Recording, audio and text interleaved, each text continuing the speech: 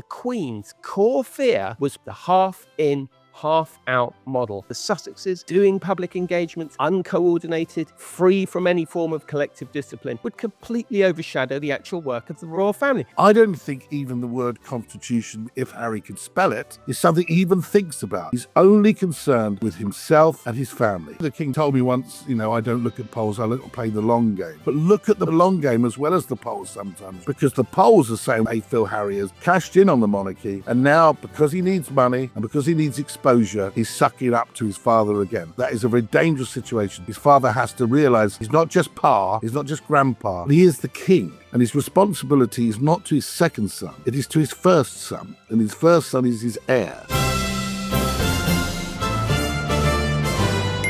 Yes, well, hello everybody, and welcome to today's episode of The Royalist. I'm Tom Sykes, and I'm here to bring you all the royal gossip, all the scoops, and all the scandal you can handle. And wow, what a week to be here. Another extraordinary 7 days of fallout from the Sussex visit. We're all still picking up the pieces and trying to figure it out. And I'm going to be getting into that with my amazing guests that I have on the show today. But before we start, I just want to say an absolutely heartfelt thank you to everyone who's liked and subscribed, who's followed, who's left a comment, or who's communicated in any way, rung the bell, whatever it may be. Because guess what? We have just crested 60,000 subscribers to this channel, which is an incredible achievement for the channel. It's a fantastic reflection on our amazing producers, Rachel, who's producing today, and Ben, who produces the lives. And for anyone new, I'm usually here every day, live at 5 Eastern, 10 p.m. UK time. So please set your reminders, make an appointment, and come and join us. And I can tell you that if you join us live, we have the best comment on the internet. The podcast is motoring, and because it's doing so well, we're being able to get better and better guests and bring you better and better shows. Well, at least that's the idea. I hope you will agree. Anyway, without further ado, it's time for our Royal Rundown. So, first up, we have our Royal News update, and Harry stepping on his brother's toes. Not for the first time. Then it'll be time for Tea with Tom. And this week, the most famous child on the planet becomes a teenager. And Paula is here to discuss it all with me. And then the big one, our Royal Insider. Well, we've got a phenomenal guest lined up for you this week. None other than Robert Jobson. And he will be telling us exactly what he made of Harry, Meghan, Archie, and Lilibet's little stopover at Highgrove. The Highgrove hiatus, the Highgrove high noon, the Highgrove high tea. I don't know. You'll have to decide. Right. Well, anyway, that's the show that we've got coming up. So let's get into our Royal News update. You may have noticed that Prince Harry seems adamantly committed to rebranding himself as a cheeky chappy, doesn't he? But it's slightly odd because I feel like he was a cheeky chappy 6 or 7 years ago, and then didn't he write a book telling us that he was actually a really serious person and that he'd been manipulated into this persona by the palace that was so keen on misrepresenting him to protect William? Oh, does that ring any bells for anybody, or am I hallucinating? No, I'm not. Well, the latest example of this rebrand is a Beers on the Table podcast with Fox After Hours, I think it's called, for the World Cup with James Corden. Of course, the World Cup ended on Sunday in what the professionals are saying is a rather dismal match. And Harry was there on this Fox show with James Corden with his glass of lager. It's all like blokes, Rio Ferdinand, ha ha ha. You know, and to me, it was just like once again, this kind of, who are you, Harry? Who are you trying to be? Now, obviously, those of you who've been following my lives and my Substack, you'll be thinking, hang on, didn't he do another podcast as a cheeky chappy? And he did. And of course, that was the Joe Marler podcast, which he did in the UK, which he sort of lost control of. And it ended up with all this very scatological, unfunny humor, trying to be outrageous, etc., etc., etc. This was definitely managed a bit better. Perhaps also because it's for a mainstream American channel. There was never going to be that level of toilet schoolboy humor. But what's really interesting is that, and I was talking to Alison Boshoff about this earlier in the week, actually, as well, on a live, and she was saying, this is the boobs and bums and rugby Harry. This is a long way from the therapized Harry sitting on the couch, talking about his hurt, talking about his feelings.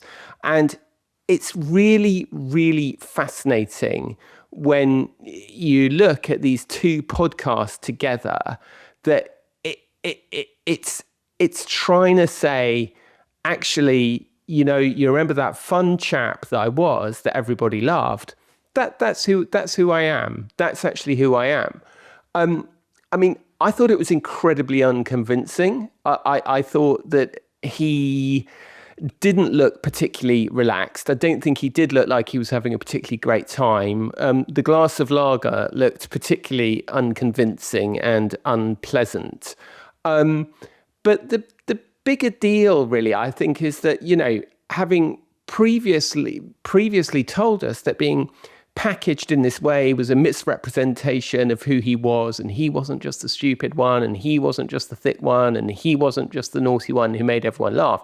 Now he is. He's trying to be the naughty one again. And when his own side does it, it's a savvy relaunch strategy. So what did he actually talk about in this podcast? Well, he was talking about, allegedly, England's performance in the World Cup. And I have to say, trying to find a route back into Britain's affection through suddenly being all enthusiastic about their football team is totally, utterly transparent, I felt. I thought it was just so sort of blatant and obvious. And of course, the trouble is, there is already a senior member of the British royal family doing soccer, and it's Prince William, right? He is literally the president of the Football Association, which is British soccer's governing body. And you know what? He's pretty good at it. He goes to his football matches with Everton. He jumps up and down in the stands. He offers commentary to pundits before the match, and everybody sort of laughs.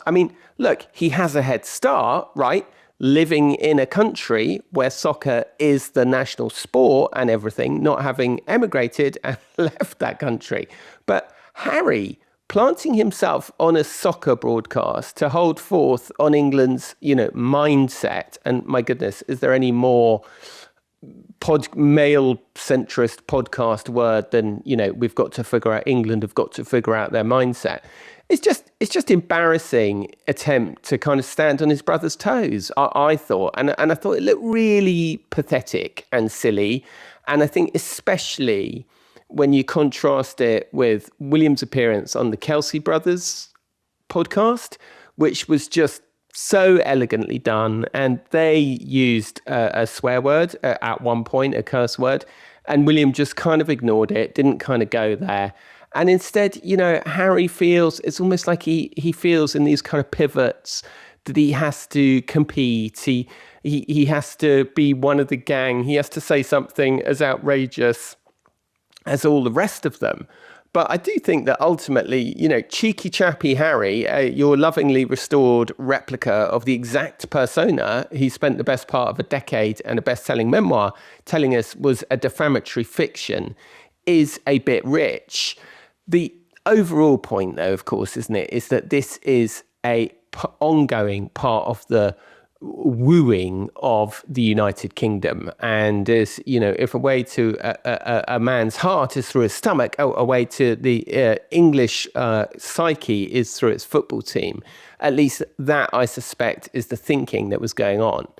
Then there's this other kind of segment in the podcast where they talk about, who are the greatest Harrys in the United Kingdom? Is it Harry Styles or Harry Potter or Harry Kane, who's this star footballer, or Prince Harry? And they talked about it in another one, and then they kind of talk about it there.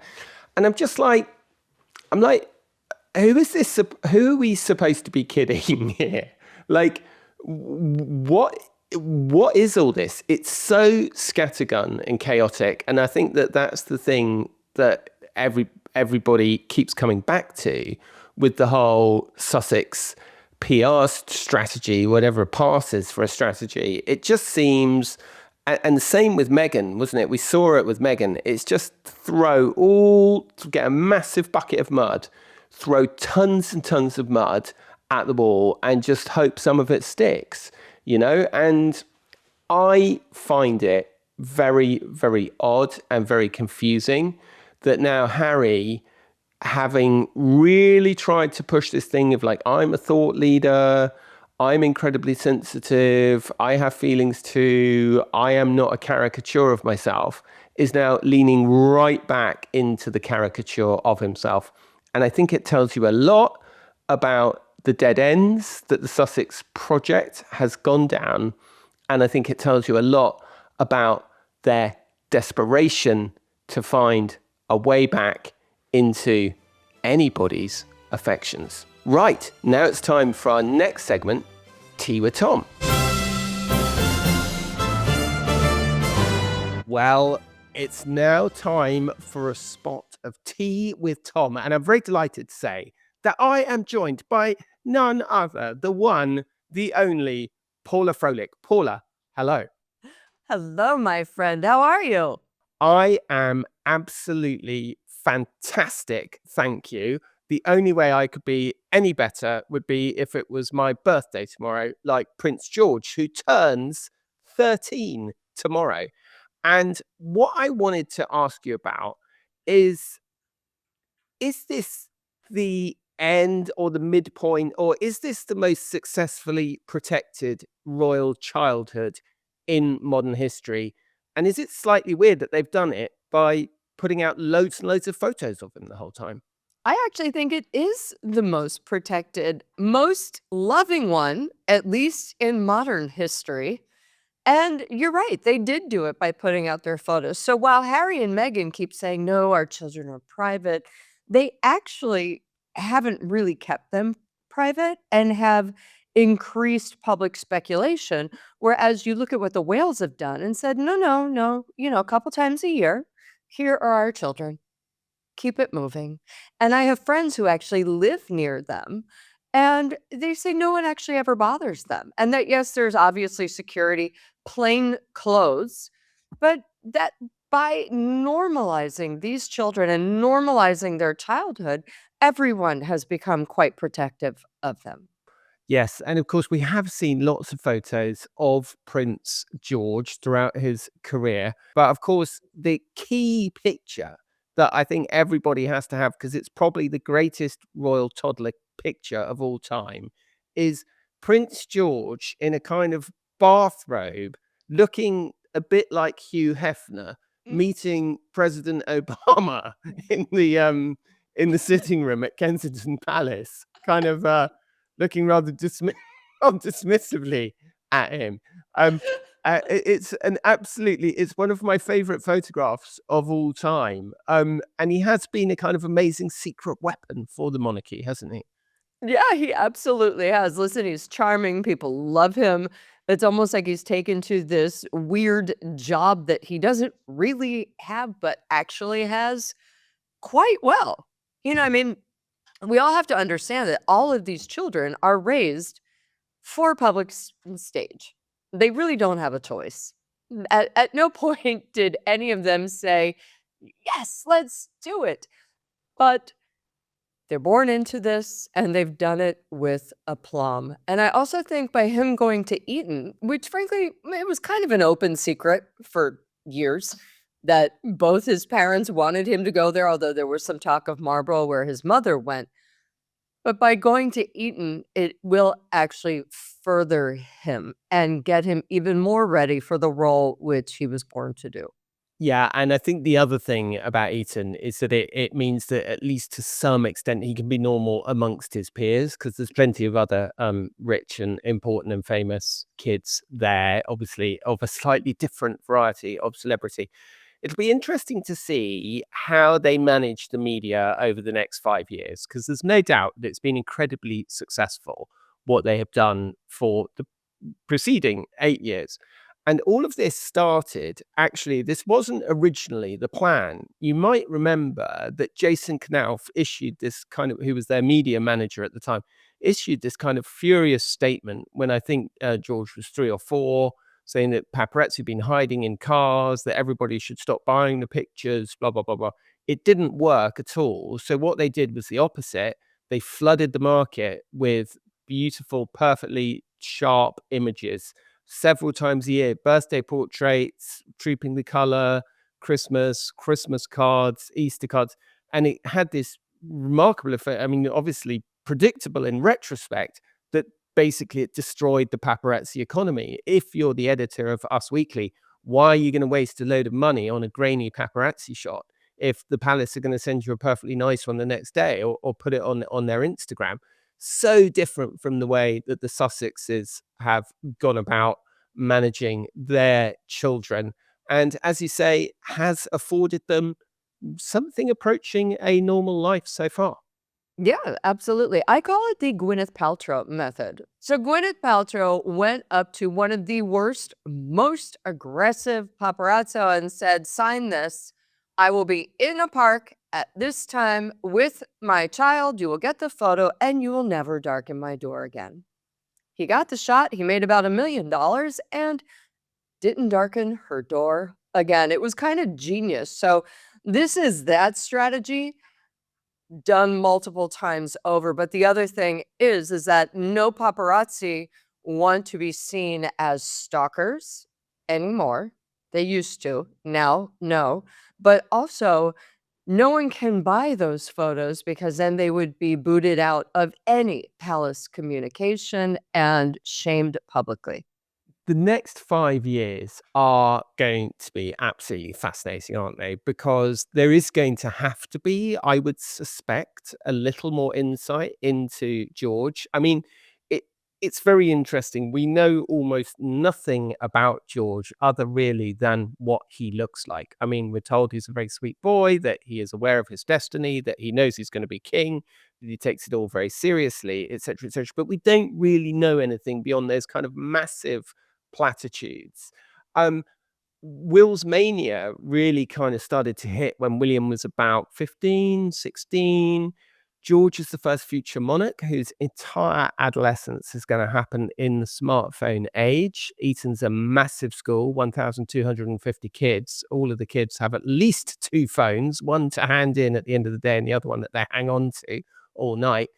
Nobody's ever navigated this, but I suppose if there's any reassurance, I suppose it's due to Catherine's work with early childhood, all the work that they've done about screens and all that kind of stuff.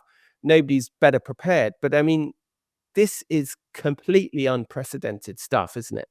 It is, but I also think he will be okay. I think he will be protected by the school and his fellow classmates. To be fair, even if he wasn't protected and you were that one classmate who set up Prince George, do you think you'd ever have a life again? No. I'm pretty sure the parents' heads would pop off and that kid would be grounded possibly for life after being kicked out of school and not accepted into any university. And that is the fear of every Eton child, that they will not get into Oxford or Cambridge and that they will never, ever get to work for daddy's firm. So there is the safety in terrifying the children. But I also think that we are going to see things like when George turns 15 or 16 or 17, we're going to see little drops of George likes this pop star, or George likes to have a muck about with the lads at this place. You know, we will see things safely dropped about him. Yeah, it's not like they're going to just stop the strategy altogether, and now they're not going to say anything about him. But I mean, it's just, I mean, you don't envy the kid, do you? I mean, it's a hell of a lot to be growing up with. Well, it is. And also, let's be fair, like you and I had some formative times in our youth where you went out and did things you didn't want your parents to know. And you had a little party and you did a little muck about, you know, where I grew up, we used to go in open top Jeeps and go mudding, which is, you know, illegally doing circles in a parking lot. Now, George isn't going to be able to do that.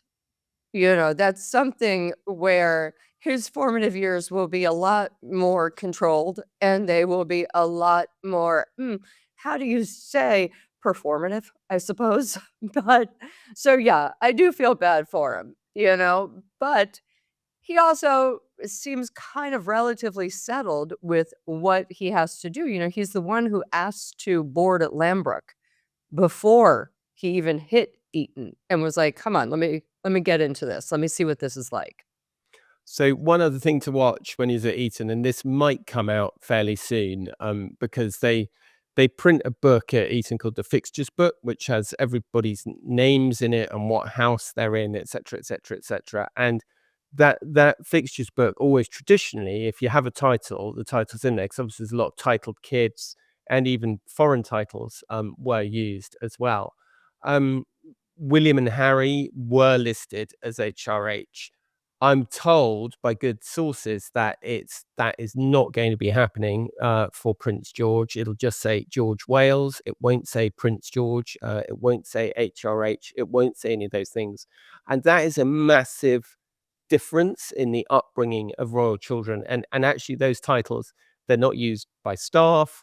They're not used by friends or relatives. They're not used by employees, which is a huge difference.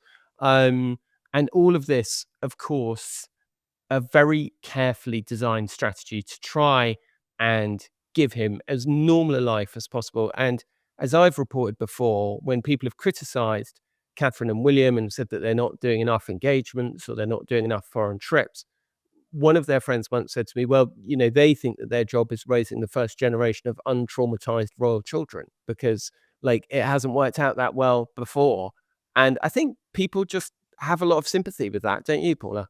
Oh, absolutely. And the other thing is, it's really going to help, frankly, Charlotte and Louis, because if they are raised without titles, look at what William wants to do with titles when he becomes king, right? He's most likely slimming down the monarchy so that really almost all the titles are gone, kind of like what Queen Margaret in Denmark did, which means George is going to have to do that to his brother. Or actually, William might have to do it to his own son. So they're preparing for that, which is quite smart. And also, frankly, the biggest complaints that we see around the monarchy, you see it with Prince Andrew, you see it with Prince Harry, is their sense of entitlement and their massive love of their title. Because without their title, frankly, who are they? They don't know themselves.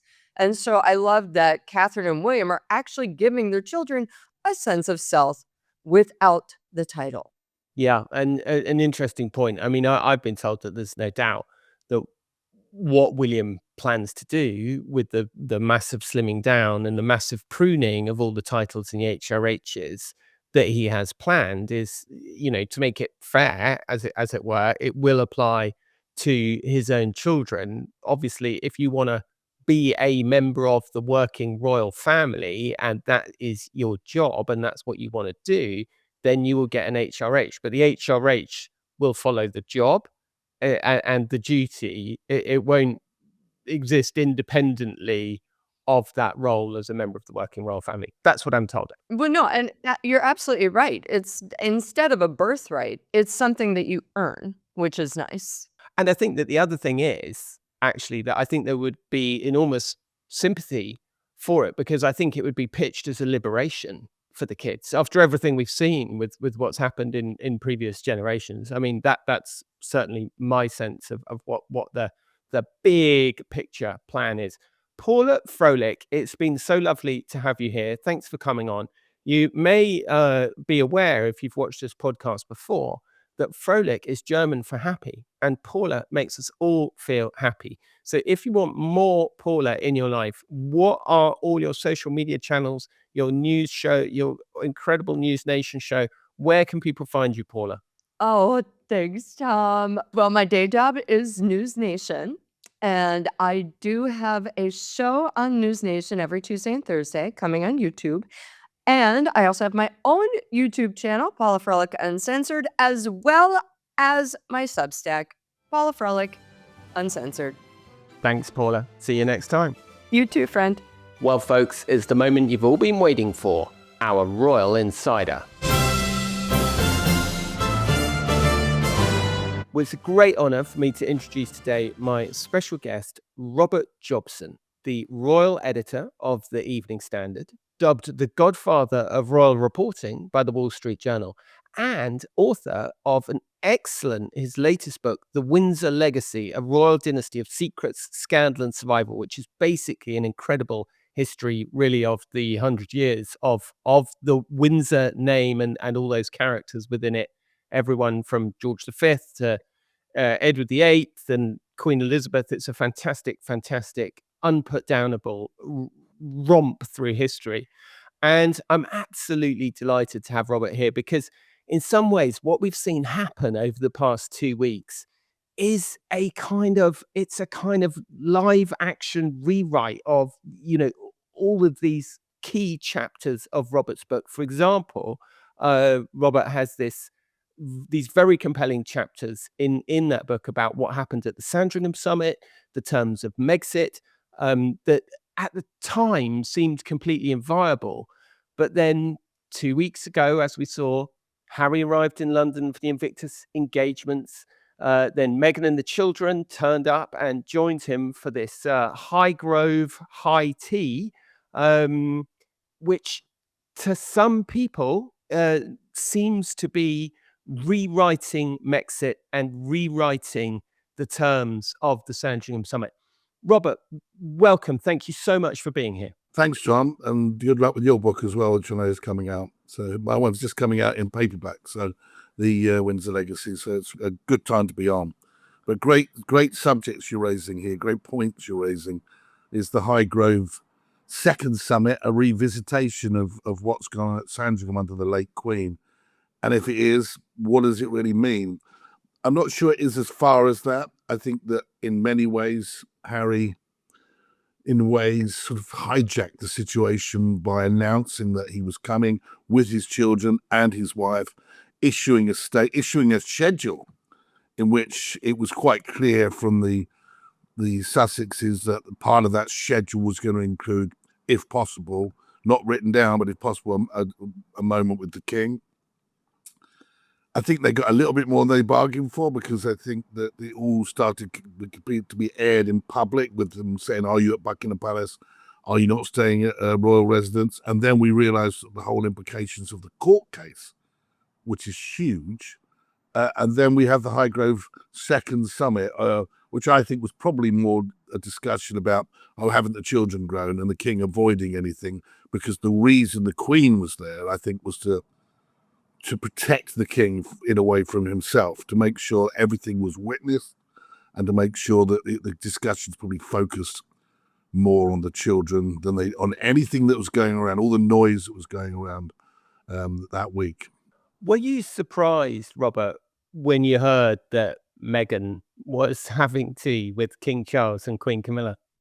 I was surprised, given everything that's been said by Harry in various court cases, given that we've almost been told that, she would never return. Security was a huge issue, we were told, and the High Court and the government and Ravak, everyone was told it was a huge issue. They didn't feel safe in this country, and there's no way they'll be bringing their children to this country whilst they didn't have proper security. So, yeah, I was surprised. Also, you've got to remember that a lot of things, there's been a lot of bad blood here. A lot of water under the bridge has gone on in terms of the insults that have been going backwards and forwards. Actually, if you read Spare, Forget for the moment Oprah, forget for the moment all the Netflix stuff, where there was pretty, I think, appalling behaviour by the Sussexes. But if you just read Spare, a lot of the criticism was directed directly at Camilla and William. If you really look at the situation between Harry and his father, he's not he's public about what he says, but he's not overly critical of his father. In fact, there are places where there's a clear warmth between them. And my understanding is they always got on very well, probably even better than Charles, in the past anyway, than Charles and William. They just got each other better.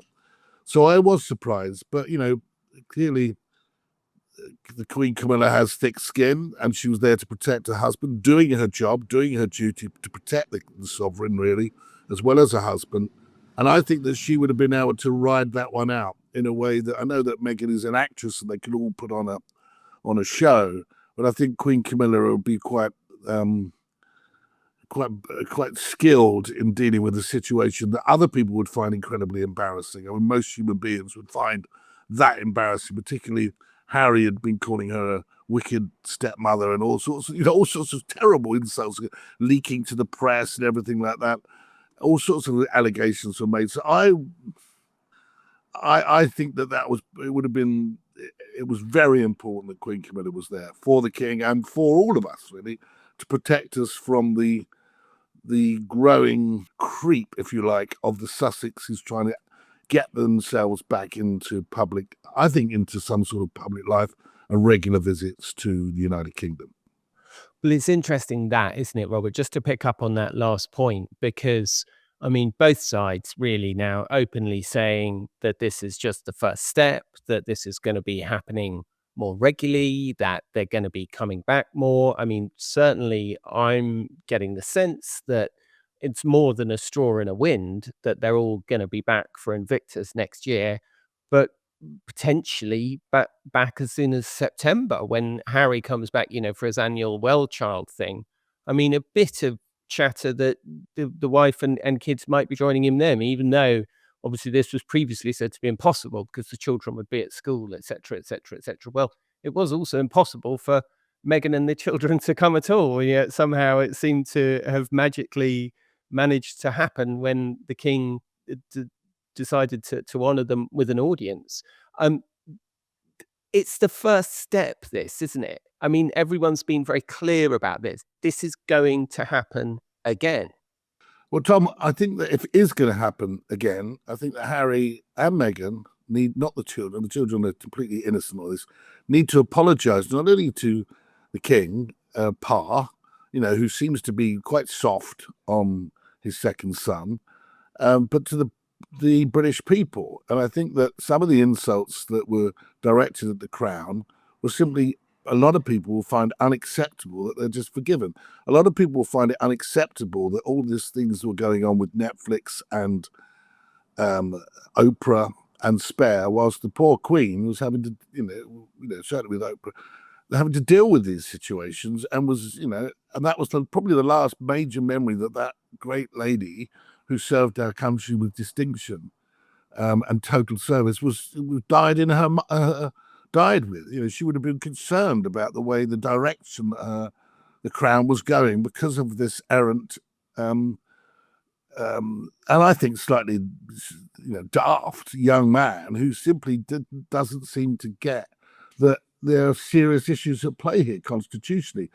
Tom, you only have to look at what happened that week and how near the monarchy got to having I think, a catastrophe. The reality is we had him railing against an independent judiciary in which he said that there was a whitewash, and he was slamming a high court judge who is an independent, is part of the pillars of our society. He was taking on the free press, i.e. suing and losing badly to associated newspapers, the publishers of the Daily Mail and the Mail on Sunday, in a £50 million pound case. It's on $80 million has been spent on this whole case. And also, at the same time as doing that, taking on in the courts, and again, not getting the result he wanted, the government, which is an elected government. Three pillars of our society: elected government, an independent judiciary, and a free press, all there that his father, not his father as the crown king of this country, the head of state of this country, the crowned king, is there to defend constitutionally.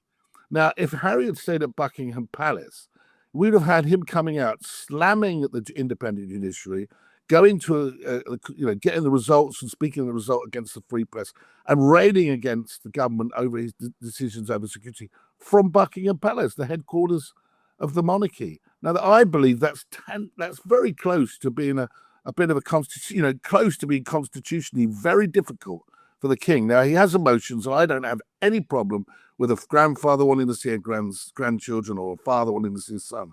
But he now is no longer the Prince of Wales, Charles III. He's Charles III. He's the king, and he has to be aware that his personal situation is irrelevant to the role that he has. And I think the Queen was good to be there to sort of as a guardian to the king. And I think that Sir Clive Alderton just about got away with one by withdrawing, saying that Harry hadn't responded quick enough to his offer of accommodation at Buckingham Palace. But can you imagine the optics on that? How bad it would have looked. Awful. This is the point, isn't it, Robert? I mean, Harry is not some peripheral figure. He is fifth in line to the throne. I mean, really, he's the second in line to the throne in terms of adults.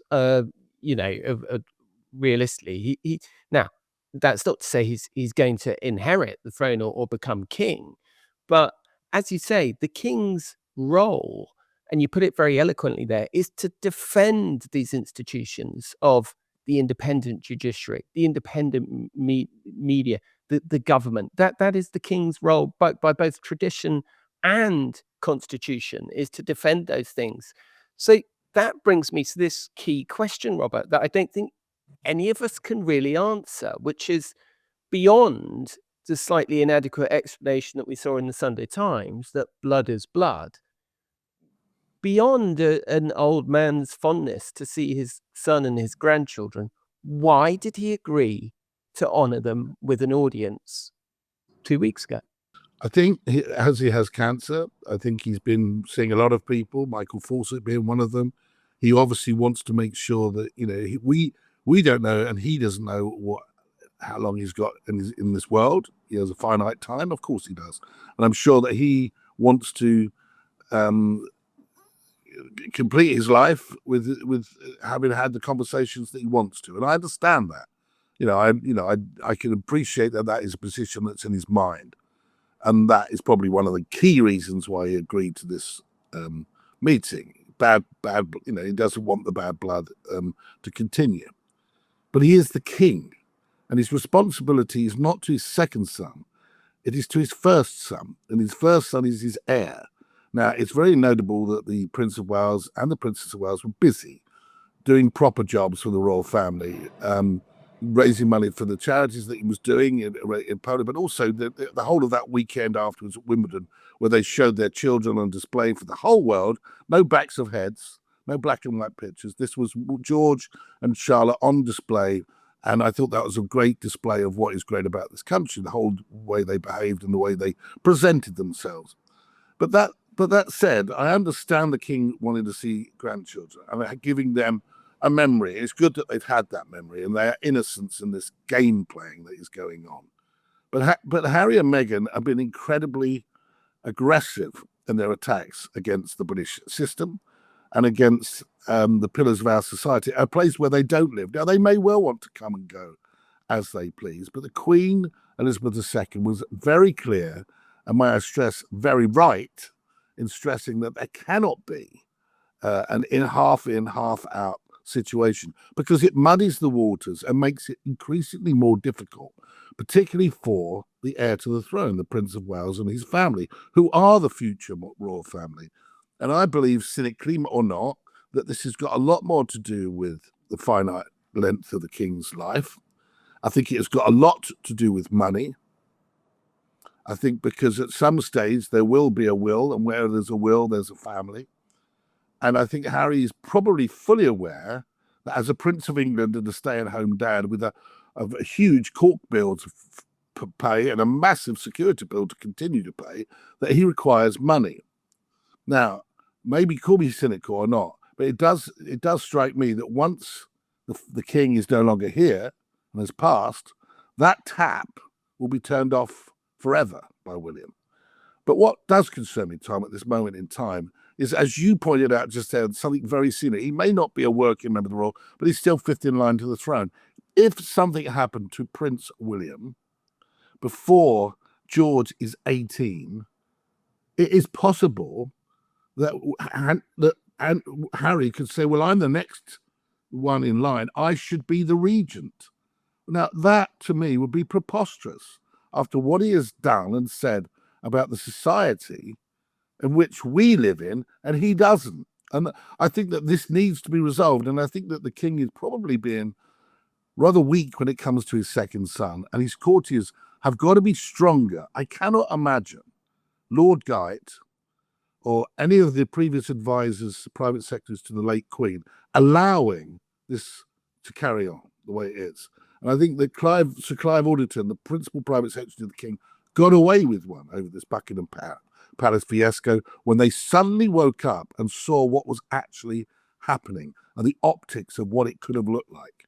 And this is all happening, by the way, when we've got a new coronated prime minister, where a lot of people are unhappy with the way Andy Burnham has come into power, with effectively like a bloodless left-wing coup, with no elections, no nothing, and that this sort of thing unsettles the electorate in this country. And the monarchy is there, not there as a soap opera for the likes of you and I, but but as we're here to assess what it's all about and to get down to the nitty-gritty of what a constitutional monarchy is, the parliamentary democracy. And the king has a specific job to do. And personally, if he's allowing somebody who has attacked our system of government and the main pillars of our free society to be given some sort of free rein again, to sort of inveigle his way back into the situation again, I think that is dangerous, and I think it's bordering on unconstitutional. Well, as you can tell, I mean, this is why I wanted Robert Jobson, the author of The Windsor Legacy, out now in paperback on this week. Robert is also the author of a fantastic Substack. You can see the QR code on your screen right now, which I urge you to subscribe to. This is why I wanted Robert on this week, because Robert is he's a great expert, and he's able to set what is happening in the last 2 weeks in the context of the last 50 years of royal history. And look, in The Windsor Legacy, Robert, you reconstruct in forensic detail for us the Sandringham Summit of January 2020, or was it 21? And you're unambiguous. The answer from the top was clear. No halfway roll was possible. They were either in or they were out. And the Queen's core fear was precisely the half in, half out model that Charles now appears to have rolled over and granted them. And her fear, of course, was that the Sussexes, doing public engagements, uncoordinated, free from any form of collective discipline, would completely overshadow the actual work of the royal family. And Robert, look at last week. It's exactly what happened. The Queen was right. She wasn't just 100% right. She was 1,000% right, wasn't she? Why is Charles going against the last major constitutional decision that his mother, in her wisdom, made? It's a very difficult question to answer. I think that he's been blinded by a father's love of a son. I think he's impacted by the fact that he's living with cancer, without doubt, and that the emotion is there to see his grandchildren. But he has to be. Look, Her Majesty the Queen was 10 when her uncle abdicated. The reason that she became queen, until that point, her uncle could have married somebody who was suitable instead of Wallis Simpson and had a child, whether it was a boy or a girl. That child had been the monarch, not Elizabeth. Now, Elizabeth lived with this, and she witnessed the changes it had upon her father and her mother. Her father broke down in tears in his mother's arms, Queen Mary's arms. He didn't want the job, but he had to do his duty. And in fact, it probably led to an early death. He was a great king. I think that Churchill described him when he died and wrote two words, for valor, the same words that are on the Victoria Cross. He was a man who died at the age of 56 because I think he was stressed, smoking, and it made him ill. But the battle of the brothers that ensued was very clear, and there was a reason for it between him and George VI. Very clear. You cannot be half in and half out, because you cannot have an alternative royal family and an alternative crown. We saw that in 1937 when, the Duke of Windsor, as he became, went off and toured Nazi Germany at the behest of Hitler, which left to a really confused situation back home. He wasn't even really allowed ever to come back again. And the Queen lived through all this, and she understood the problems that having these two battling brothers caused her father, and she could see, probably much more than the king, current king, what a conflict between William and Harry would cause. There cannot be a conflict. There cannot be an alternative to King William V and Queen Catherine, and you can't have an alternative court, because we are intrinsically linked in a constitutional monarchy and parliamentary democracy to the system of our country. And by having this sort of ridiculous young, he's not even that young anymore, but talking about his personal grooming on podcast, talking about whether or not he's ginger or not, this is the actions of a rather limited 20-year-old, not a man in his 40s. He describes himself as a Prince of England, well, what's happened to Scotland, Wales, Northern Ireland, for starters, and the other realms, and a stay-at-home dad. He's just not really sharp enough, I don't think, to have this role. But as it stands, Tom, if something happened to the Prince of Wales, William, he could end up being the Prince Regent. Now, that to me is preposterous. And I think at this moment, I think that the king has got to wise up and realize this slow creep of allowing Harry back into the fold is not what the public in this country want. I know the king does it. He told me once, I don't look at polls, I play the long game. Fine. But look at the long game as well as the polls sometimes, Your Majesty, because the polls are saying without any doubt they feel Harry has trashed the monarchy, has cashed in on the monarchy, and now because he needs money and because he needs brand and because he needs exposure, he's sucking up to his father again. Now, to me, that is a very dangerous situation. His father has to realize he's not just pa, he's not just grandpa, he's the king, and he is there as a guardian and also a steward to the crown for his other son, Prince William, who is the heir to the throne. And I think he's very dangerous. I think we're in quite dangerous waters at the moment. The monarchy, William has been talking a lot about how he had changed things when he is king. And I think that he is thinking very seriously about that role. And unfortunately, fortunately, I think he's much more like his grandmother than say the king is like his mother. And I've got to admit, I've got an ulterior motive here because, as you know, Robert, I'm writing a book called The Dukes of Hazzard, which is about the kind of through line from Edward VIII to Prince Andrew to Prince Harry. So I'm unashamedly going to ask you a bit more about that and then copy it all down and put it in my book. But the parallels between Edward VIII and Harry are so interesting, as are the differences in the way that the relevant monarchs dealt with them. Now, George VI was obviously incredibly firm on Edward VIII and said, get out of the country, you're not coming back. And I believe in my research, I can only establish that he came back to the United Kingdom 6 times in his entire life. He came back one more time, but he was dead, obviously, so that maybe doesn't count. It was an absolute complete exile. And Queen Elizabeth continued it, although personally she quite liked David Windsor, and Charles, of course, famously wrote quite sympathetically about David in his diary, maybe a hint of things to come.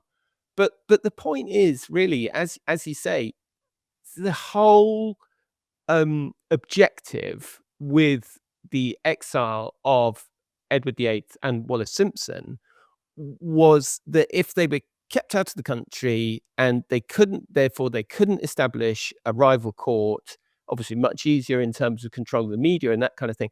But it's also quite interesting because I was reading David's book, Edward VIII's book, A King's Story. And it's notable how how mature he is actually compared to Harry. It's actually quite a generous book. You know, he talks quite a lot about everybody tried to make it work. And even in his abdication speech, right? He says, I don't blame anyone else. I only blame myself, blah, blah, blah, blah. But then guess what? Once it was all over and it was taken away, as you say, he was touring Nazi Germany, making plans to be reinstated as the king with Wallace by his side. You've got all these Chips Channon diary, you know, calling Wallace the Gauleiter and stuff. And I mean, it's incredible, isn't it, that these men who are brought up with this enormous privilege, they want to be free of the institution. And the moment they're free, what do they want? They want to come back. Well, there was a great moment just after the abdication when he was in Paris at a restaurant, the Duke of Windsor as he became. And I think it was Barbara Cartland was watching him, and he couldn't get the attention of the waiter to get the butter. And she said, how mightily, one minute you're the king and an emperor of a great, civilization, and the next you can't even get the waiter's attention for the butter. But I think that what was crucial here, actually the very beginning of that relationship between the two brothers, is that George VI, who was in awe of his brother, really, he had that dreadful stutter, and his brother was seen as this sort of the first of the great superstars, and as the Prince of Wales, he did a great job for 25 years. His father and him didn't get on, but he was seen as the public face of the royal family, and he was this blue-eyed boy, but he was frankly flippant and quite a dangerous character, and politically dangerous too. And I think you have to look at the time, because in 36, when it happened, he was being courted by the Nazis, and there is evidence that he was a traitor. In my opinion, I think it was borderline, but it was close. So there was many people, me included, actually think that the abdication was more like a bloodless coup by the establishment who were aware that of his treachery. But his brother soon realized, and it all came down to money again. I think it will come down to the money again, as we're seeing now, I think, with William and Harry, because the money was that he didn't realize it, but the King George VI had to spend fortunes on buying Sandringham and Balmoral back from his brother.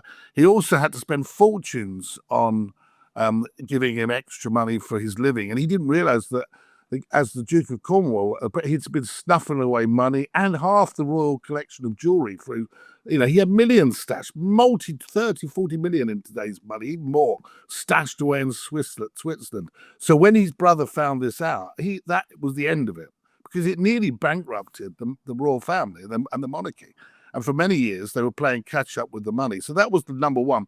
I think there was a very, very strong matriarch in Queen Mary as well in the middle of all this, massively strong. And she, there was a moment when George VI didn't even think, and the government didn't think he was going to be fit to take over from his brother, and they started courting the Duke of Kent, to be the possible next monarch. So it was a really difficult time, and that's what always stuck in the late Queen's mind. Elizabeth II never forgot it, and even when people like Mountbatten, who was quite close to the late Duke of Windsor, try to build bridges with them. Yeah, it was not going to happen. But he was a far more intelligent and mature character than we are dealing with Prince Harry. He was an intelligent man. He was somebody who understood the Constitution backwards. I don't think even the word Constitution, if Harry could spell it, is something he even thinks about. He's only concerned with himself and his family. He's a Prince of England, Great Britain actually, Harry, and a stay-at-home dad. Well, what great credentials. The reality is he should have been nowhere near the crown in terms of what William is trying to build for the future, which is very distinct, actually, from his father. And although blood may well be blood, as according to the newspaper, the Sunday Times, whoever wrote it, that may well be the case.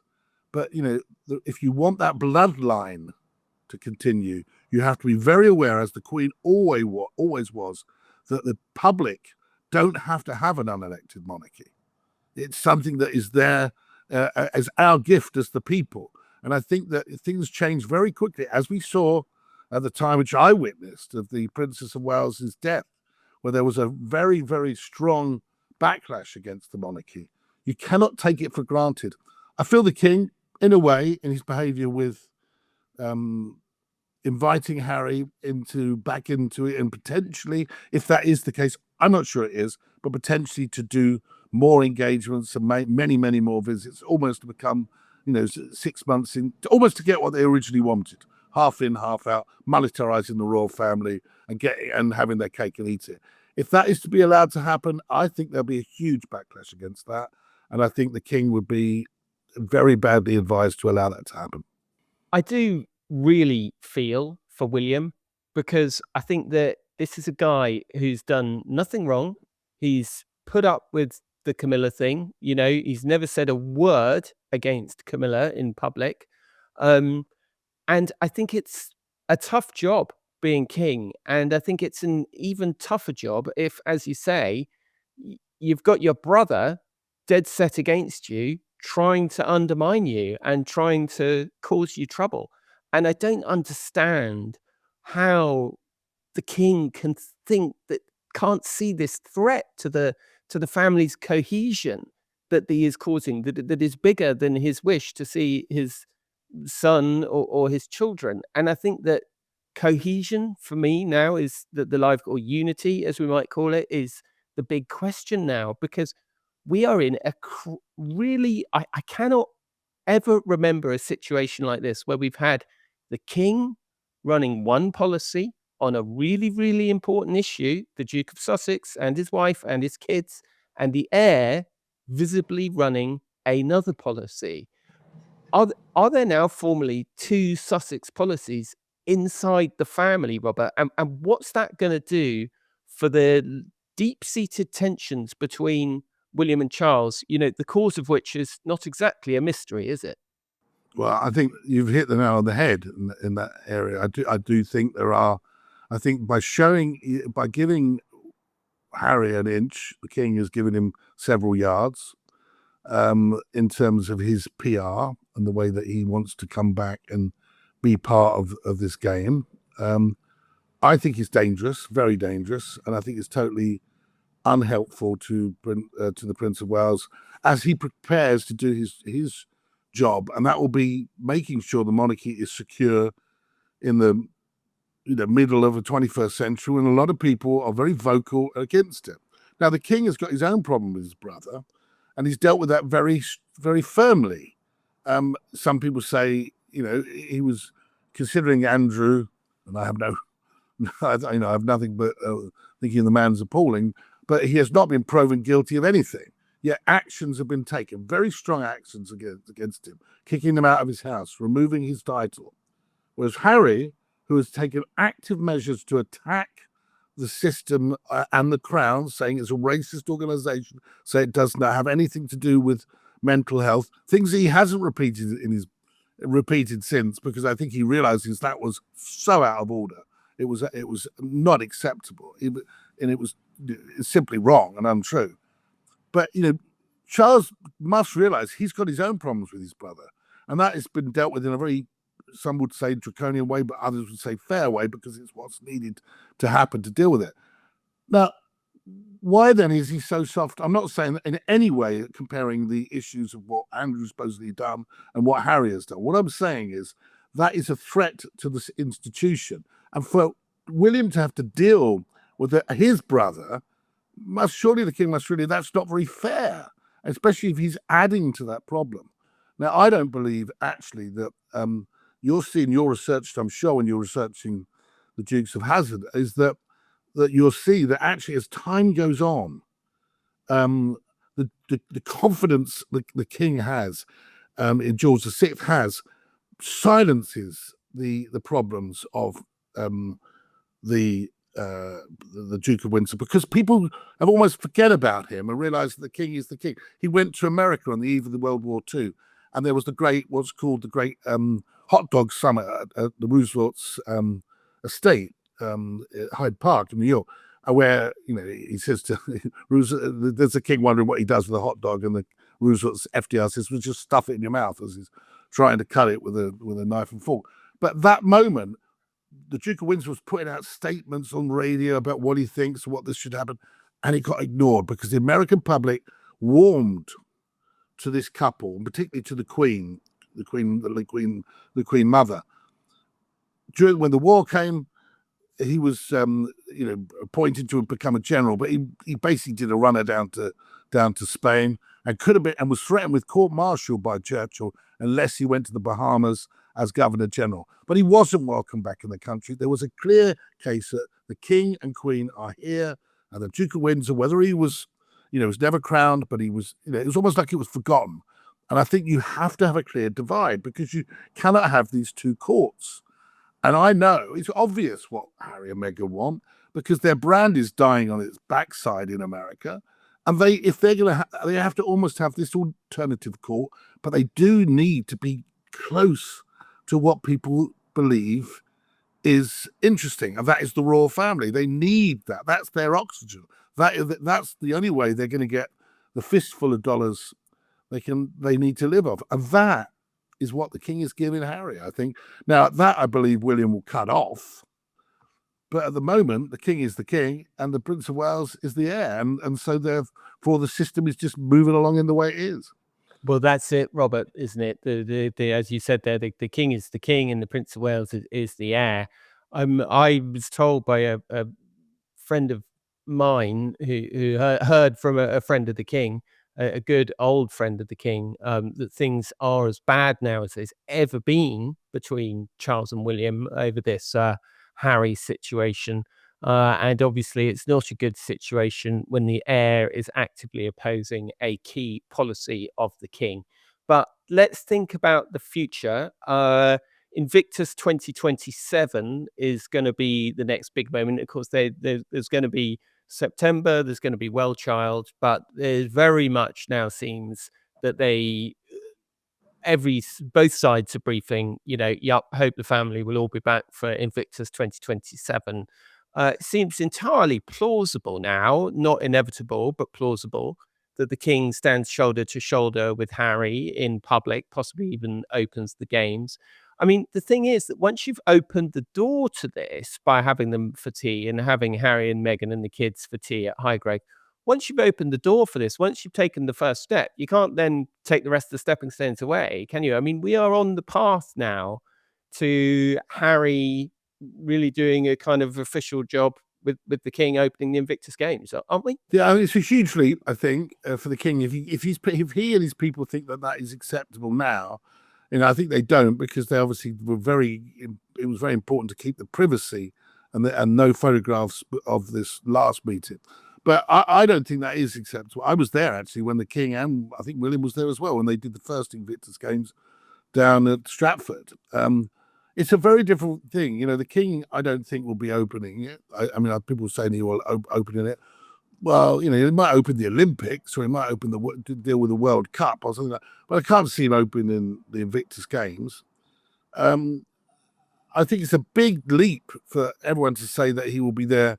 I mean, obviously, we back the Invictus Games. We all do. We all think it's a good thing but it's not Harry's games. It's for those people. He actually nicked the idea from the Warrior Games in America, to be honest, and built it to what it is now. But that's neither here nor there. The reality is we support it. But it's a big leap for the king to start doing things like that. I think that, as I say, he is very similar to Harry in many ways. And remember that he had a situation where he thinks time is a great healer. There was a time when Camilla was seen as, public enemy number one. And he thinks, oh, look, everything's happy now. So he's a great believer in the long game. But, this is not about him anymore. He is a king, with the greatest respect, who's in his, late 70s with cancer. And we don't expect to be, he's not going to live another 20 years, or maybe not even another decade, or maybe short term, more than likely. So this is really, he's a steward to his first son's reign now. And he always used to show great deference to the Queen. And I think that William has shown great deference to him in this respect. But this is going to be pretty soon William's time. And every decision this king makes is going to have an impact upon William's reign. And I think that if he believes that Harry is going to have a role in his reign, then he's got to be dealing specifically with the king of the next king, William, and asking his opinion. And as it stands, I can see no role for Harry whatsoever in the monarchy under the reign of King William V. So what is the point of all this? Is it simply gratuitous? Is it about putting family before duty? Because if it is, I think it's a very dangerous path to tread, and one path that the late Queen would never have done. She said, "We love you," didn't she, Harry and Meghan, as family. You will always be part of our family. But she was very decisive about the public role and the public expense and the public money and the public perception, because she knew that actually the monarchy has to be seen to be doing what is right for the people to actually have a role in this country. Well, Robert Jobson, author of The Windsor Legacy, and wonderful, wonderful guest.